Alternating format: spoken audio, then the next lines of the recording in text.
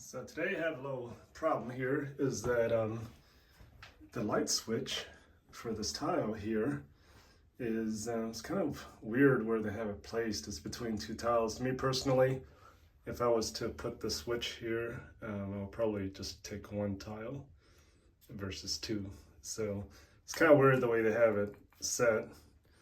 But I had to destroy those two tiles to get to the switch. So with that said, I bought this replacement tile at Home Depot, and it looks like it's a pretty close fit match as far as color.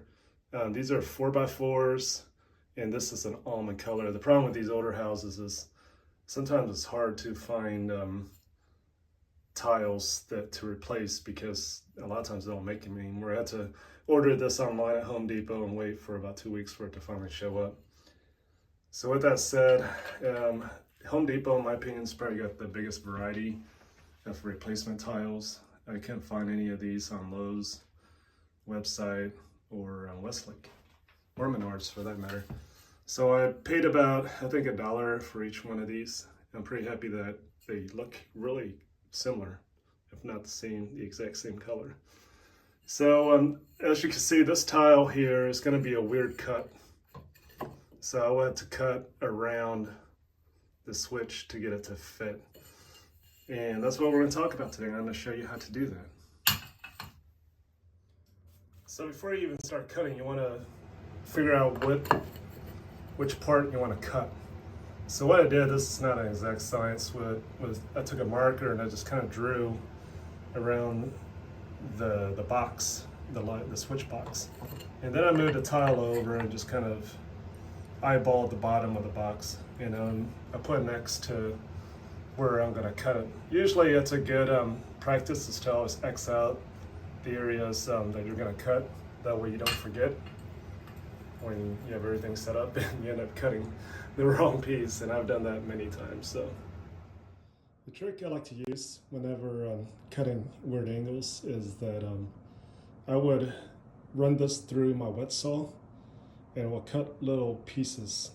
As you can see, I cut these little pieces out, and once you do that, you can take this plier and just snap them apart, and it makes it a lot easier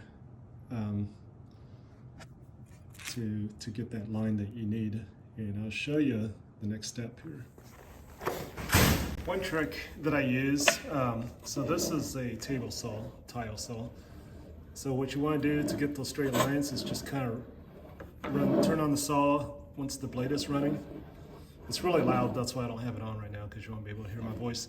But once you cut those little pieces that I show you, those little lines, what you can do next, what I do to make it look a little bit better, is I tilt it up with my hand. If you don't feel comfortable doing this, do not do it, because it's not worth the trip to the ER. But if you do feel comfortable doing it, first of all, make sure that you wear safety glasses so these little porcelain tiles don't hit your eyes, because that's a bad thing too. One of my buddies, that happened to him while he was cutting some tile, and he had to go to the ER because he got some porcelain stuck in his eyes. But what I do is I tilt it up slightly, just kind of like that, and I'll run the blade. I'll just kind of let that blade cut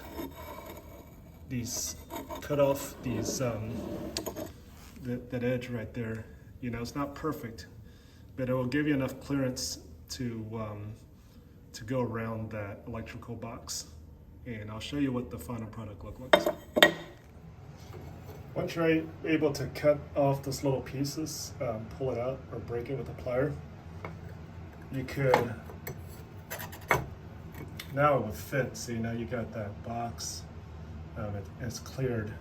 And don't worry about these jagged edges, because once you put the switch cover over it, it'll cover up all those edges. Here's the finished product.